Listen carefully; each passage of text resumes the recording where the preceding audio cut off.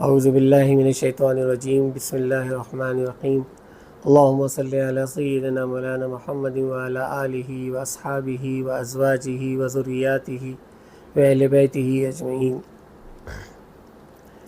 انشاءاللہ تعالی العزیز 2 روز بعد جو ہے وہ انشاءاللہ چاند ہو جائے گا اور محرم الحرام جو ہے 1447 کا شروع ہو جائے گا۔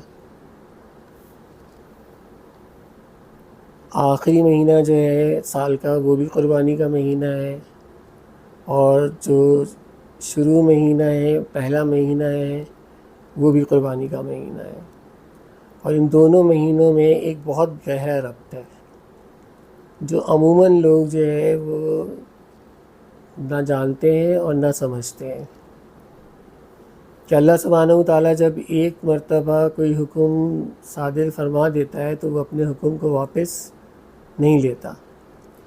تو حضرت اسماعیل علیہ السلام کی جب قربانی اس نے مانگی تو اس کے بدلے میں اس نے مینڈا دے دیا اور اس مینڈے کی قربانی ہو گئی، لیکن کس وجہ سے ہو گئی کہ حضرت اسماعیل علیہ السلام کے صلب میں جو ہے وہ سرکار دو عالم صلی اللہ علیہ وسلم کا نور موجود تھا۔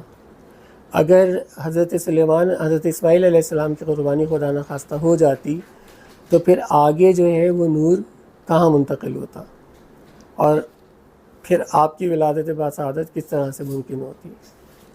اس لیے اس کو اس وقت موقوف کیا گیا مینڈے کی قربانی سے، لیکن وہ حکم صادر ہو چکا تھا، اس لیے اللہ سبحانہ وتعالیٰ نے پیارے آقا کریم علیہ الصلاۃ والسلام کی ولادت کے بعد آپ ہی کی آل سے پھر وہ قربانی جو ہے وہ وصول کی، اور وہ ساری شہادتیں جو ہیں اگر آپ سلسلے کو دیکھیں تو تقریباً 70 سے 72 حضرت اسماعیل علیہ السلام سے لے کے سرکار دو عالم صلی اللہ علیہ وسلم تک جو شجرہ بنتا ہے وہ 70 سے 72 افراد کا بنتا ہے۔ تو اسی لیے محرم الحرام میں جو ہم ایام بناتے ہیں اور جو وہاں پہ شہادتیں پیش کی گئیں وہ 72 افراد کی شہادتیں دی گئیں۔ اب اس میں ہم سے جو لوگ سوال کرتے ہیں کہ مولا کائنات مولا علی مشکل کشا، اگر آپ کے مشکل کشا ہیں تو انہوں نے اپنے بیٹے کی مدد کیوں نہیں کی؟ تو اس کا ایک واضح جواب یہ ہے کہ وہ اللہ کی رضا میں راضی تھے، اس لیے انہوں نے اپنی اولاد کی مدد نہیں کی، ورنہ بذات خود امام علی مقام اگر چاہتے یا امام علی مقام کے صاحبزادے چاہتے، اور سب سے بڑی بات یہ ہے کہ اگر حضرت علی اصغر بھی چاہتے تو وہاں معاملات تبدیل ہو سکتے تھے اور سب کچھ ممکن تھا، لیکن وہاں صرف معاملہ رضا الہی کا تھا اور اس قربانی کو پیش کرنے کا تھا جو قربانی اللہ سبحانہ وتعالیٰ نے ذی الحجہ کے مہینے میں مانگی تھی، اور وہ محرم کے مہینے میں جا کے مکمل ہوئی۔ اب جو یہ 10 دن کے ایام آ رہے ہیں، یہ ایام جیسے ذی الحجہ کے 10 ایام بہت امپورٹنس رکھتے ہیں، اسی طرح سے آنے والے جو یہ 10 دن ہیں یہ بھی بہت امپورٹنس رکھتے ہیں، اپنی جگہ بہت اہمیت رکھتے ہیں۔ تو ہمیں چاہیے کہ ہم ان 10 دنوں کو ضائع نہ کریں اور اس 10 دنوں کے اندر عبادات کی ریاضت کی کوشش کریں اور اس کو ضائع نہ کریں۔ اب جو اعمال ہم نے 40 دن یا 72 دنوں میں مکمل کیے ہیں، ان اعمال کو ہم شارٹ کر کے آپ کو 10 دن کے اندر کرواتے ہیں، ٹھیک، اور وہ 10 دن بھی آپ کو مشکل لگتے ہیں، اور اس سے یقینی طور پہ روحانیت پہ فرق پڑتا ہے۔ تو میری آپ تمام مریدین سے بھی، محبین سے بھی، معتقدین سے بھی درخواست ہے کہ ان 10 دن کو ضائع نہ کریں اور اس میں خشوع و خضوع اور اخلاص کے ساتھ اعمال کرنے کی کوشش کریں۔ تو اس میں سے چند اعمال ہیں جو میں آپ کے سامنے پیش کر رہا ہوں، اور اس میں سے جو آپ کوشش کر سکتے ہیں اس کو کیجیے۔ تو انشاءاللہ تعالی العزیز جب چاند ہو جائے گا تو چاند رات سے آپ کو اعمال شروع کرنے ہوں گے، اور ان اعمال کو آپ عاشور کی رات تک مکمل کریں گے۔ لیکن اعمال سے پہلے جو ہے وہ آپ ایک بات کو یقینی بنائیے کہ روزانہ پابندی سے 2 رکعت نماز نفل پڑھیے، اور پڑھنے کے بعد اس کا ثواب جو ہے وہ امام علی مقام حضرت امام حسین علیہ السلام کی بارگاہ میں پیش کریں، تمام شہداء اور اسیران کربلا کو اس کا ثواب پہنچائیں، اور اس کے بعد جو ہے وہ آپ اپنا عمل شروع کیجیے۔ اس میں اعمال تو بہت سارے ہیں جو کیے جا سکتے ہیں، لیکن میں نے مختصراً وہ رکھے ہیں کہ جو انتہائی ضروری ہیں سالکین کے حوالے سے، کہ ایک سالک کو جو ہے وہ کم از کم یہ اعمال ضرور کرنے چاہیے۔ جس میں سب سے پہلا عمل جو ہے وہ سورہ یاسین کا ہے۔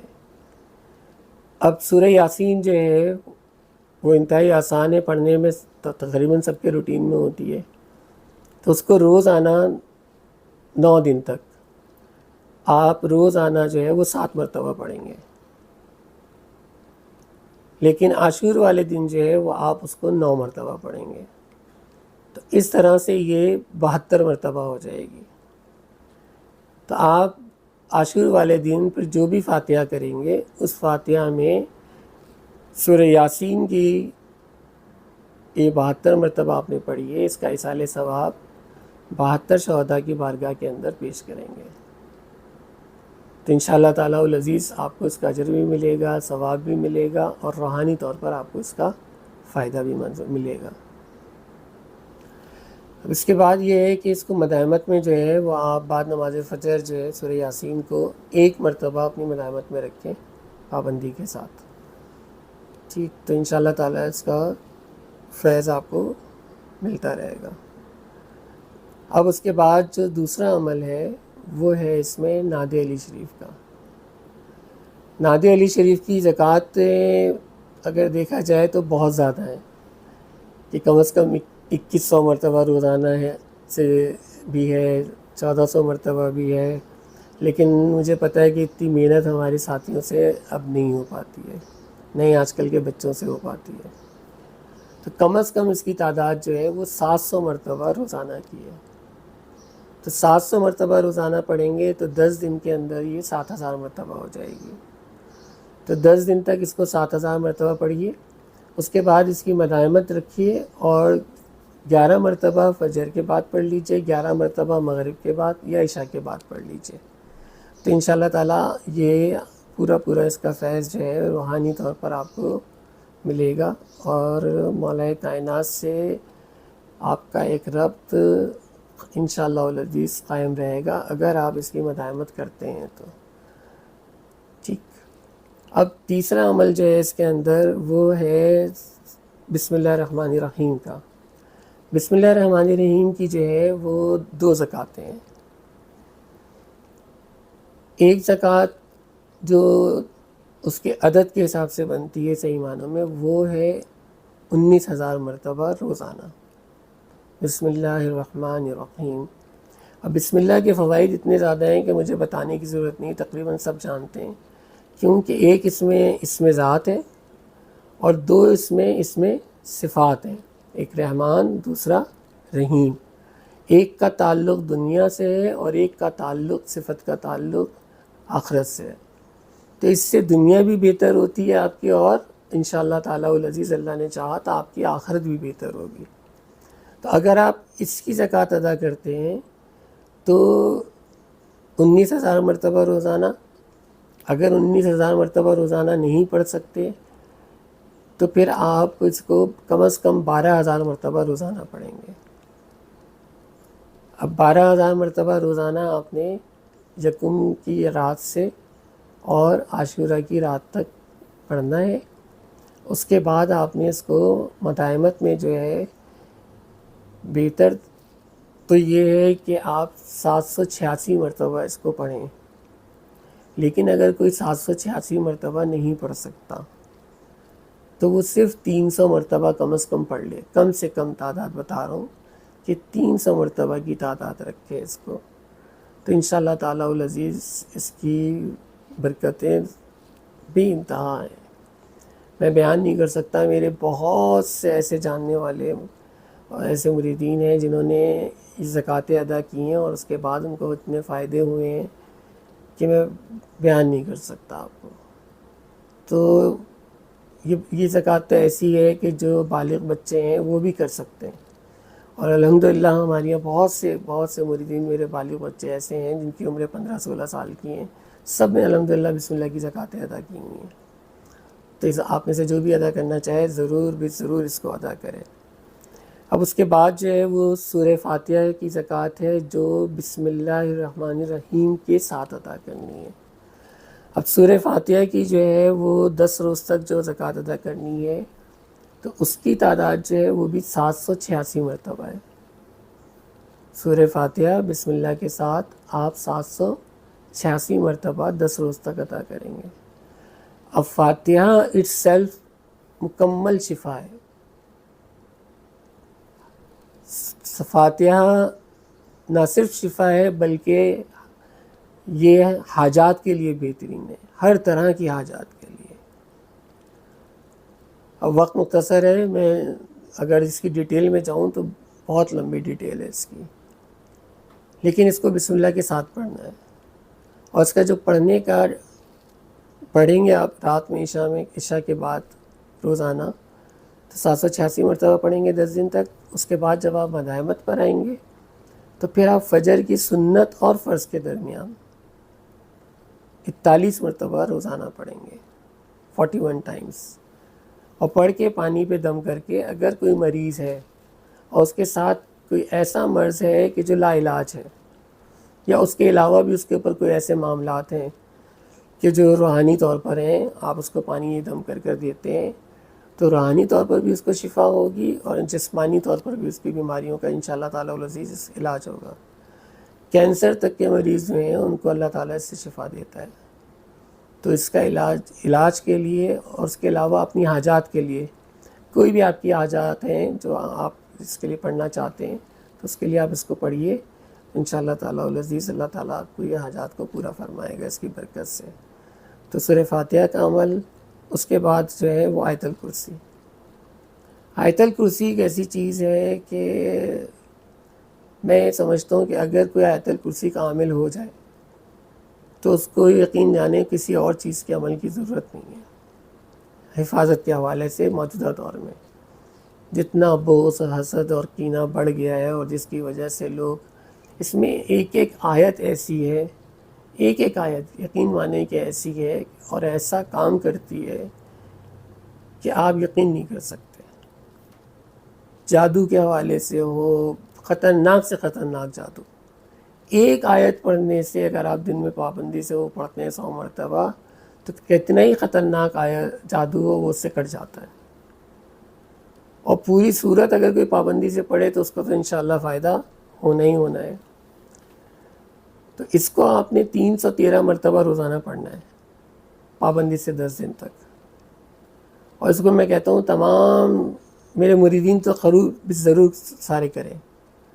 باقی آپ سب سے میں درخواست کرتا ہوں کہ آپ تمام حضرات اس کو کیجئے اور اس کے بعد اس کو روزانہ پابندی سے جو ہے وہ آپ صبح اور شام، بہت زیادہ تعداد نہیں ہے. صبح کا مطلب یہی ہوتا ہے کہ فجر میں یا اشراق کے وقت، ٹھیک ہے نا. شام کا وقت یہی ہوتا ہے کہ مغرب کے بعد، کیونکہ عصر کے بعد کا ٹائم پڑھائی کے لیے اتنا بہتر نہیں ہے جتنا مغرب کے بعد کیا ہے. صبح اور شام اگر آپ پڑھ لیتے ہیں اور 7 مرتبہ اس کو پڑھ لیتے ہیں تو اس کے پڑھنے سے آپ محفوظ رہیں گے. حفاظت کے لیے بہترین ہے. ٹھیک. اور عملیات میں نے بتایا نا کہ اگر کسی نے کوئی عملیات وغیرہ کیے ہیں آپ کے اوپر تو اس کی کاٹ کے لیے بھی بہترین ہے. اس سے بہتر کوئی اور صورت نہیں ہے، کوئی اور آیت نہیں ہے. تو اس کو اپنے معمولات میں شامل کیجیے، اس ضرور شامل کیجیے، انشاءاللہ تعالیٰ العزیز ضرور فائدہ ہوگا. اب اس کے بعد آ جاتی ہے آیت قطب شمالی. یہ آیت ایسی ہے کہ اس آیت کے بغیر کوئی ولی کامل بن ہی نہیں سکتا. یعنی تمام بزرگان دین جو ہیں ان کے معمولات میں یہ آیت رہی ہے، سورہ آل عمران کی آیت. اچھا، اس آیت کے اندر جو حروف قرآن پاک کے ہیں الف سے لے کے یا تک 28 حروف بنتے ہیں، وہ سارے حروف اس کے اندر موجود ہیں، اور ہر حرف جو ہے وہ اپنے اندر ایک بہت بڑی طاقت رکھتا ہے۔ اب ہم نے جب ابتدائی طور پہ شروع کیا تو ہمیں مانوس کرنے کے لیے ہم نے 28 مہینے صرف الف سے لے کے یا تک کی زکوٰۃ ادا کی ہے، کہ ایک مہینے ہم نے 28 دن الف کی زکوٰۃ ادا کی، پھر اس کے بعد با کی زکوٰۃ دی، ٹھیک ہے نا، تب جا کے 28 مہینوں میں الف سے لے کے یا تک کی ہم نے زکوٰۃ ادا کی ہے، وہ حروف ہم سے مانوس ہوئے ہیں۔ اس کے بعد پھر ہم جو ہے بسم اللہ پہ آئیں، اور پھر ہمارے مرشد نے ہمیں آگے جا کے صورتیں دینی شروع کی ہیں۔ تو آپ سوچئے کہ کتنا لمبا سفر ہوگا، ٹھیک ہے نا، آپ کو تو بالکل آسانی کے ساتھ مل رہا ہے۔ تو آیت قطب شمالی کا جو تعداد ہے وہ 135 مرتبہ ہے، ٹھیک، سورہ آل عمران کی آیت ہے 153، تو 135 مرتبہ پڑھنی ہے، اور اس کے بعد جو ہے آپ صبح شام میں اپنی مداحمت میں رکھیے 11 مرتبہ، تو انشاءاللہ تعالیٰ روحانی طور پر بہت فائدہ ہوتا ہے۔ میں نے کہا نا کہ کوئی ولی ایسا نہیں ہے کہ جس کے معمولات میں یہ آیت نہ ہو۔ اسی کے ساتھ آیت قطب شمالی کے ساتھ جو آتی ہے دوسرے نمبر پہ، وہ آتی ہے آیت قطب جنوبی، ٹھیک، وہ سورہ فتح کی آخری آیت ہے، اس کے معاملات بھی ایسے ہی ہیں، وہ بھی ایک سالک کے لیے انتہائی ضروری ہے کہ اگر وہ سلوک کا راستے پہ چل رہا ہے تو اس کے معمولات کے اندر بھی یہ ہونی چاہیے۔ تو اس کی تعداد جو ہے وہ بھی 135 مرتبہ روزانہ کی ہے۔ 10 دن تک آپ زکوٰۃ ادا کیجئے، 10 دن کے بعد جو ہے وہ اپنے مداحمت میں جو ہے 11 مرتبہ صبح اور 11 مرتبہ شام میں مغرب کے بعد رکھ لیجئے، لیکن اگر آپ آفس سے دیر سے آتے ہیں تو عشاء کے بعد رکھ لیجئے، لیکن پڑھیے ضرور اس کو، ٹھیک ہے نا، اس کو اپنے معمولات میں رکھیے ضرور۔ اس کے بعد جو چیز ہے وہ ہے حصار قطبی۔ حصار قطبی جو ہے وہ بہترین حصار ہے، یعنی یہ وہ حصار ہے جو عاملین کرتے ہیں، ٹھیک ہے نا۔ تو اس حصار کو اگر آپ کر لیتے ہیں تو انشاءاللہ تعالیٰ العزیز پھر کسی بھی طرح کا جادو، کسی بھی طرح کی بد نظری، کسی بھی حاسد کی حسد، تمام چیزوں سے آپ محفوظ ہو جاتے ہیں۔ تو حصار قطبی جو ہے وہ تمام کے تمام مریدین پابندی سے کریں، جنہوں نے الحمدللہ ویسے تو میری کثیر تعداد نے کیا ہوا ہے، جنہوں نے نہیں کیا ہوا وہ کریں، اور اپنے بچوں سے بھی کروائیں۔ جو بالغ بچے ہیں ماشاءاللہ سے قرآن پاک پڑھتے ہیں تجوید کے ساتھ، تجوید اچھی ہے جن کی، اس کو وہ کریں۔ اس کی تعداد جو ہے وہ 111 مرتبہ ہے 10 دن تک۔ 10 دن تک 111 مرتبہ پڑھیں گے، اس کے بعد صبح شام جو ہے وہ صرف 7 مرتبہ پڑھیں گے۔ اب صبح شام 7 مرتبہ پڑھیں گے، تو اب فجر میں پڑھ لی تو فجر سے لے کے مغرب تک حصار میں آ گئے، ٹھیک۔ اب مغرب کے وقت جو ہے وہ پھر آسمان سے بلائیات وغیرہ اترتی ہیں، تو اب مغرب میں پڑھ لی تو فجر تک حصار میں آ گئے۔ تو یہ سارے اعمال ایسے ہیں کہ جو ایک سالک کے لیے انتہائی ضروری ہیں، ٹھیک۔ عاملین کے حوالے سے اس میں کوئی تذکرہ نہیں کیا ہے میں نے، اور نہ ہی عاملین رابطہ فرمائے مجھ سے، ٹھیک۔ اب اس کے علاوہ اگر کوئی دیگر ایسے جو کسی اور سے بیعت ہیں اور وہ یہ اعمال کرنا چاہتے ہیں اپنی روحانیت میں اضافے کے لیے، تو وہ اجازت طلب کریں، اور اس کے ساتھ ساتھ کم از کم ترک جلالی جو ہے وہ ضرور کریں۔ ترک جلالی کرنا انتہائی ضروری ہے، اور جب اجازت طلب کریں تو ضرور یہ بتائیں کہ کس سلسلے سے، کس سے وہ بیعت ہے، اپنے مرشد کریم کا نام ضرور مینشن کریں، اپنا نام بتائیں، اور اپنا علاقہ ضرور بتائیں کہ کہاں کے وہ رہائشی ہیں۔ موسٹلی انڈیا سے رابطہ کرتے ہیں یا UK سے رابطہ کرتے ہیں تو وہ ضرور بتائیں، کیونکہ دیکھیں جب اجازت دی جاتی ہے تو وہ پھر ذمہ داری ہو جاتی ہے کہ خدا نخواستہ اگر کوئی رشوت کا معاملہ ہو جائے، کیونکہ شکایتیں آتی ہیں بعد میں، تو اس کو پھر سنبھالا جا سکے۔ اب اگر مجھے پتہ ہی نہیں ہوگا اور آپ نے اجازت لے لی کہ سرکار اجازت دے دیجئے، تو اور میں نے بغیر پوچھے دے دیا کہ کئی حضرات مجھ سے ناراض ہو جاتے ہیں اسی بات پہ کہ آپ بغیر پوچھے ڈیٹیل آپ اجازت نہیں دیتے. اسی لیے نہیں دیتا کہ اس کی اجازت کی بہت زیادہ امپورٹنس ہے. تو اجازت انتہائی ضروری ہے. تو آپ اجازت لے کے عمل کریں گے تو اس کے اندر زمین آسمان کا فرق ہوتا ہے. تو مجھے امید ہے کہ انشاءاللہ تعالی العزیز آپ تمام حضرات کوشش کریں گے کہ اس میں سے زیادہ اعمال کرنے کی، اور ان ایام کو ضائع نہیں کریں گے، اور اعمال جو ہے وہ کرنے کی کوشش کریں گے. اللہ تعالی ہم سب کو عمل کرنے کی توفیق عطا فرمائے.